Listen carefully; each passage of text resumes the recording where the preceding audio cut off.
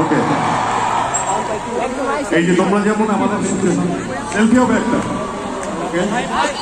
আমার এখানে আসা উদ্দেশ্য হচ্ছে একসাথে একটা সেলফি নেওয়া, তো এটা ফটফট করে ফেলে।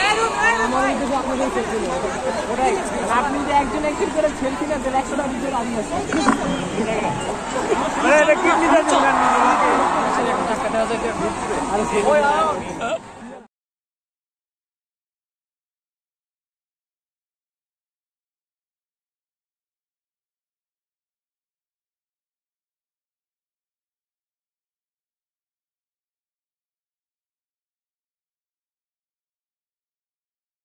সহযোগিতা করছে কনকর্ড ফ্যান্টাসি কিংডমের যোদ্ধা।